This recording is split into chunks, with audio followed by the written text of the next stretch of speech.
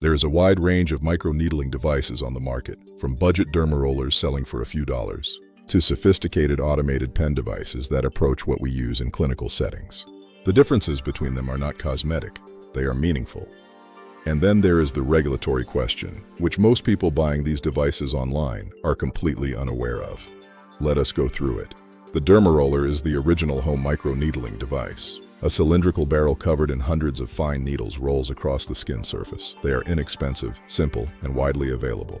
Here is the problem. As the roller moves across your skin, the needles do not enter and exit perpendicularly. They enter at an angle and exit at an angle, which means they are not just puncturing, they are slightly dragging and tearing. On your face, that micro-tearing creates more inflammation than a clean puncture. On the scalp, the rolling motion can actually clip and break the hairs. Depth control is also imprecise. You're relying on how hard you press rather than a calibrated mechanism. For what they cost and how available they are, I understand the appeal.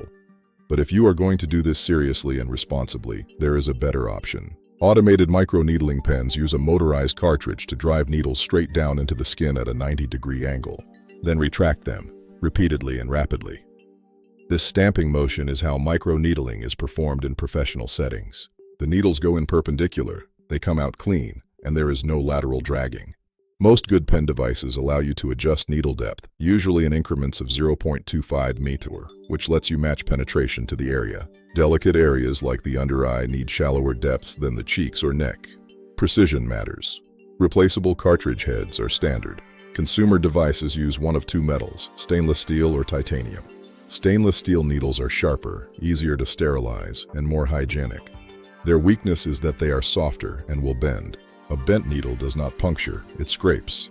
You will need to replace cartridges more frequently, but cleaning is more reliable.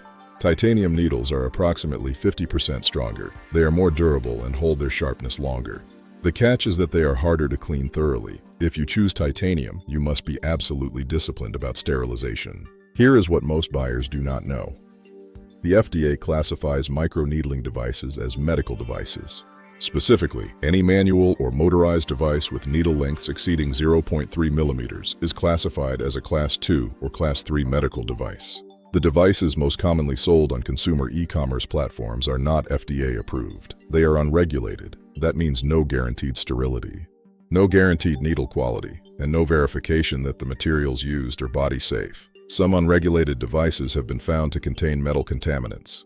None of this means you cannot find a good device through careful research. It does mean that the burden of vetting quality falls entirely on you. In the next episode, we go into depths.